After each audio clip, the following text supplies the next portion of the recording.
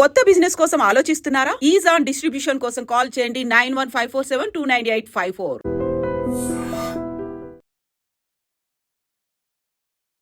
నమస్కారం, welcome to I dream. ధర్మ మార్గం విత్ విజిత కార్యక్రమానికి స్వాగతం.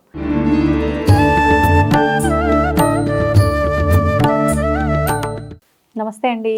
శ్రీమాత్రే నమః. మనకి ఇప్పుడు మహాలయ పక్షాలు ఆల్రెడీ ప్రారంభం అయిపోయాయి. Yeah. అయితే ఈ మహాలయ పక్షాల్లో 15 రోజులు ఆచరించలేని వారు ఆఖరిన మహాలయ అమావాస్య రోజున అయినా కూడా పెద్దలకి మనం ఏదో ఒక కార్యక్రమాలు చేసుకుంటే గనక వాళ్ళ ఆశీర్వాదం మన పైన ఉంటుంది. పితృదేవతల ఆశీర్వాదము, ఆ పితృశాపాలు ఇలాంటివన్నీ రాకుండా ఉంటాయని చెప్పి అంటూ ఉంటారు కదండి. మరి ఈ మహాలయ అమావాస్య రోజున మనం ఎటువంటి విధానాలు ఆచరించాలో వివరించండి. మంచి ప్రశ్న వేశారు. ఫస్ట్ ఆఫ్ ఆల్ ఏంటంటే మీరు అన్నారు ఆశీర్వాదం ఉంటుంది అని. ఆశీర్వాదం ఉండాలని చేయకూడదు, మన బాధ్యతగా చేయాలి. మన బాధ్యతగా మనం చేస్తే అప్పుడు వాళ్ళ ఆశీర్వాదం ఖచ్చితంగా ఉంటుంది. ఇప్పుడు ఎలా అంటే తల్లి అనే బాధ్యతతో మనం తల్లికి ఏదైనా తీసుకొచ్చి పెట్టామనుకోండి, ఆటోమేటిక్గా తను సంతోషిస్తుంది. అంతేగాని తను అంటే అక్కడ కాన్సెప్ట్ ఎప్పుడు కూడా మనం వాళ్ళకి మన బాధ్యతగా చేయాలి అనేది ఉండాలి. అవును. అట్లా ఏంటంటే ఫస్ట్ ఆఫ్ ఆల్ అమావాస్య రోజు ఎవరైతే చేస్తారో ఎనర్జీ మరింత ఎక్కువగా ఉంటుంది. మనకి దేవతలు పితృదేవతలు రెండు ఎనర్జీస్ ఇక్కడ పూర్తిగా. దేవతా ఎనర్జీ మన మీద ఒక రకంగా పనిచేస్తూ ఉంటుంది. మనం పూర్వజన్మలో చేసిన కర్మలు అందించేవి దేవతలు. మనకి ఇప్పుడు నడుస్తున్నటువంటి జీవితంలో ఏదైతే మనం నెగటివ్ ఎనర్జీ నుంచి బయటపడేసేటువంటి ఎనర్జీస్ ఏవైతే ఉంటాయో దట్ ఈస్ పితృదేవతాస్. అండ్ మన వంశ అభివృద్ధికి పితృదేవతలు తోడ్పడతారు. అయితే వాళ్ళు చేసేది అది. అలా అని అంటే ఇప్పుడు మనకి అమ్మ వండి పెడుతుంది కాబట్టి నేను చేస్తున్నాను, అమ్మ పలానా ఇది చేస్తుంది కాబట్టి అమ్మను ప్రేమిస్తున్నాం కాదు. అమ్మ కాబట్టి అమ్మను ప్రేమిస్తున్నాం. అంతేగాని అమ్మ నాకు చిన్నప్పటి నుంచి నాకు స్నానం పెట్టించిందండి, అన్నం టిఫిన్ తినిపించింది, స్కూల్ ఫీజులు కట్టింది, అందుకని నేను నాన్నను ప్రేమిస్తున్నాను, అమ్మను ప్రేమించిన అనం. ఆ బాండ్ రిలేషన్ నా తల్లి నా తండ్రి కాబట్టి నేను ప్రేమిస్తా, వాళ్ళు వాళ్ళ బాధ్యతగా వాళ్ళు చేస్తారు. అలాగే నా పితృదేవతలు కాబట్టి నేను వాళ్ళకి నా బాధ్యతగా భక్తితో శ్రద్ధతో చేస్తాను. శ్రాద్ధము అంటే శ్రద్ధగా చేసేటువంటిది, ఆ భావంతో చేయాలి. కాకపోతే ఇవన్నీ ఎందుకు చెప్తున్నాం అంటే బాబు దాని రిజల్ట్ అది అని చెప్తున్నాం. నువ్వు తండ్రిని ఎందుకు ప్రేమించాలంటే అరే బాబు నీ తండ్రి రా, నీకు అన్నీ చూసుకునేది ఆయన అని ఎలా చెప్తున్నామో ఇక్కడ కూడా అలా చెప్తున్నాం. అంతేగాని భావన మాత్రం నీ తండ్రి అనే భావంతోనే అక్కడ చేయాలి అంటున్నాం. అది అయితే ఈ అమావాస్య నాడు స్వయంపాకం ఇవ్వడము, పితృతర్పణాలు చేయడము, అండ్ అలాగే గోశాలకు వెళ్ళి గోవులకు తినిపించడము, ఇవన్నీ గోవులకి బెల్లము గ్రాసము తినిపించడం చేయాలి.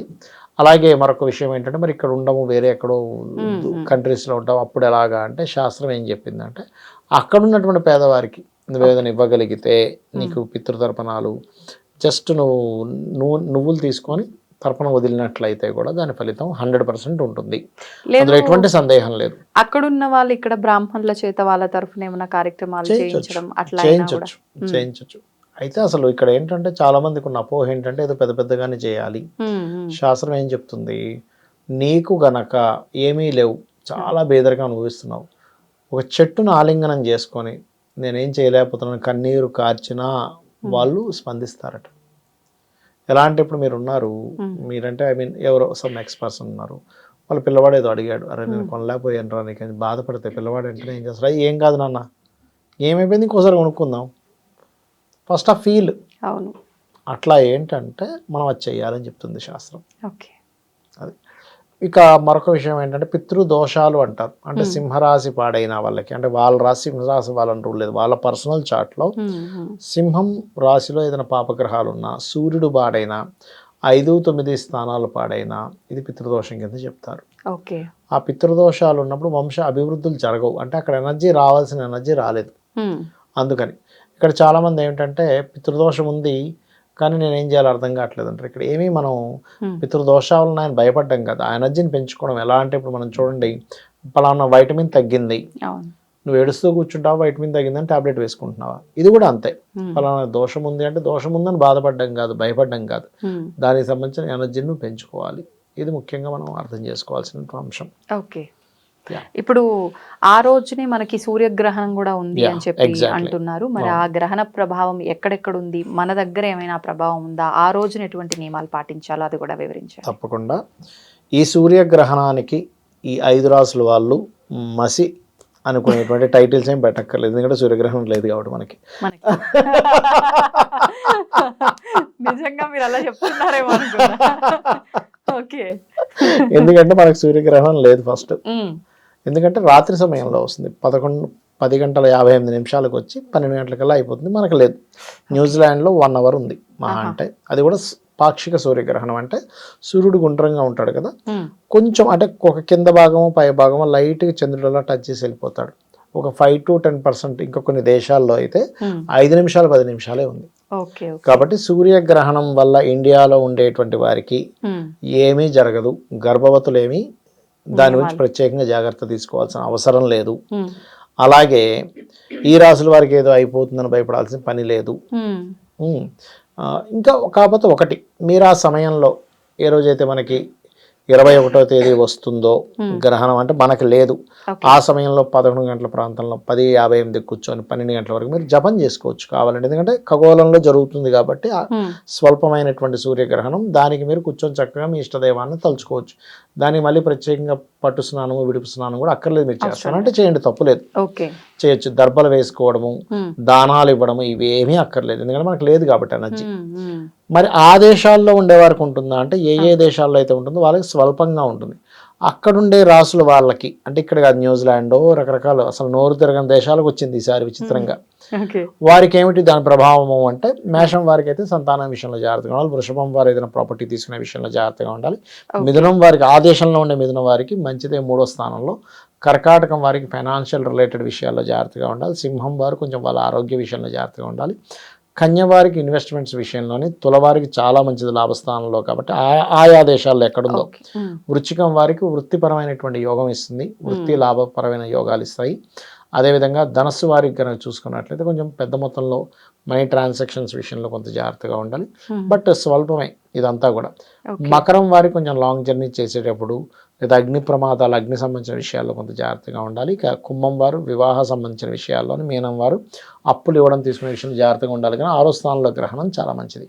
అయితే ఈసారి గ్రహణం విచిత్రం ఏంటంటే, ఎందుకు స్వల్పం అవుతుందంటే, గ్రహణ సమయానికి పర్టికులర్గా చంద్రరాహువులు ఎలా కలిసి ఉంటారో, రవికేతువులు కలిసి ఉంటారు సూర్యగ్రహణానికి అయితే. అదే చంద్రగ్రహణానికి అయితే, సూర్యగ్రహణానికి రవి చంద్రకేతు ముగ్గురు కలిసి ఉండాలి. కానీ ఇక్కడ ఏంటి, ముగ్గురు కలిసి ఉండట్లే. రవి కొంచెం కన్యలోకి వచ్చేస్తున్నాడు, సింహరాశిలో కేతువు చంద్రుడు ఉంటున్నారు. అంటే అక్కడ ఏమవుతుంది, దగ్గర కంజంక్షన్ ఉంటుంది. చూడడానికి వేరు వేరు రాసులు కానీ వాటికి ఏం గోడలు అడ్డం ఉండవుగా, కాబట్టి అది కొంచెం డిగ్రీస్ దగ్గరగా ఉండడం వల్ల స్వల్పం పాక్షిక సూర్యగ్రహణము అంటారు. ఈ గ్రహణం వల్ల ఆల్రెడీ మనం గతంలో ఈసారి ఈ సంవత్సరానికి అధిపతి సూర్యుడు అయ్యాడు కాబట్టి రాజకీయ నాయకుల మీదే ఎఫెక్ట్ ఎక్కువ ఉంటుందని చెప్పుకున్నాం. ఇది కూడా దానికే దారితీస్తుంది, జల ప్రళయాలు రాజకీయ నాయకులకి. అందుకే చూడండి, మన నేపాల్లో ఏం జరిగింది, ఆయన పారిపోవాల్సిన పరిస్థితి, అది రాజకీయ నాయకుడేగా. అందుకని అలాంటివి మళ్ళీ మళ్ళీ రిపీట్ అవుతుంటాయి ఈ సంవత్సరం అయిపోయే వరకు కూడా. ఈ సంవత్సరం ఏదైతే 2025 కాదు, కొత్త మన ఏమంటారు, మన ఉగాది వరకు కూడా ఇలాంటివి రిపీట్ అవుతూ ఉంటాయి, జాగ్రత్తగా ఉండాలి. అయితే మనం లాస్ట్ టైం మీకు గుర్తుందో లేదో, లాస్ట్ మంత్ 17th తర్వాత గోల్డ్ రేట్ పెరుగుతుందని అనుకున్నాం, గుర్తుందా మీకు? పెరుగుతాయండి, 1 month పెరుగుతుంది, తర్వాత తగ్గిపోతుంది. ఈ గ్రహణం తర్వాత తగ్గిపోతుంది చూడండి, కావాలంటే గోల్డ్ రేట్ మళ్ళీ తగ్గడం అంటే ఆగిపోద్ది, ఇంకా పెరగదు. ఇప్పుడు 10,000 ఉండేది గ్రాము 11,000 చిల్లరకు వచ్చిందా, ఇంకా పెరుగుతుంది అనుకుని ఎక్స్పెక్ట్ చేయకండి, అక్కడ ఆగుతుంది మళ్ళీ. ఎందుకంటే సూర్యుడు దీనిలోకి వస్తున్నాడు, సిల్వర్ రేట్ పెరుగుతుందండి. సూర్యుడు ఏమయ్యాడంటే, ఇప్పుడు మన గ్రహణం తర్వాత నుంచి పాపకత్తిలో పడతాడు, కన్యారాశిలో బుధాదిత్య యోగంలో ఉంటాడు, కానీ స్ట్రక్ అయిపోయింది, గోల్డ్ రేట్ స్ట్రక్ అవుతుంది. నెక్స్ట్ సిల్వర్ రేట్ పెరుగుతుంది. ఎవరైనా ఇన్వెస్ట్మెంట్ చేసుకుంటే సిల్వర్లో చేసుకోవచ్చు, ఎందుకంటే గురువు ఉచ్చలోకి వస్తున్నాడు కర్కాటక రాశిలోకి, అందుకని బీభత్సంగా పెరుగుతుంది. ఇప్పుడు అమ్ముకోవచ్చు హ్యాపీగా. ఇప్పటికే పెరిగింది ఆల్రెడీ కొంత. అవునవును, చాలా 100-200 అతిచారంలో వస్తున్నాడు కదండి గురువు, అందుకని. అంటే ఇన్వెస్ట్మెంట్ ప్లాన్స్ ఉన్న వాళ్ళే కానివ్వండి, లేదంటే ఎగ్జాక్ట్లీ. అంటే నేను ఎందుకు చెప్తున్నా అంటే, ఈ మాట ఆల్రెడీ మనం చెప్పున్నాము 1 month బ్యాక్, బాబు ఈ 1 month పెరుగుతుంది, పెరిగింది, ఇంకా పెరుగుతుందేమో అని పెట్టకండి దయచేసి, స్ట్రక్ అవుతుంది. తొందరపడి కొనుక్కునే వాళ్ళు కూడా ఉంటారు, ఇంకా పెరుగుతుందేమో అని చెప్పి. మరి స్ట్రక్ అయిపోతే డబ్బులు వేస్ట్ అయిపోతాయి. అవును, నిజంగా. అంటే అలాంటి వాళ్ళు కొంచెం ఆలోచించి బాగుంటుంది. ఎగ్జాక్ట్లీ. ధన్యవాదాలండి. శ్రీమాత్రే నమః. దీన్ని తవ్వండి, తవ్వుతూనే శివలింగం. పరమాత్మకు జీవా సరే దాన్ని అట్లా కప్పేసేయండి, చూపించదండి. Krishna is there. మూర్తి పూజ కాదు, సాక్షాత్ బ్రజేంద్ర నందన భగవాన్ ఉన్నారు మూర్తిలో. ఏమీ ఆశించకుండా ఆరాధించే వాళ్ళు కూడా ఉన్నారా ప్రభుజీ? నిజమైన భక్తి అంటే మనకు తెలియదు కాబట్టి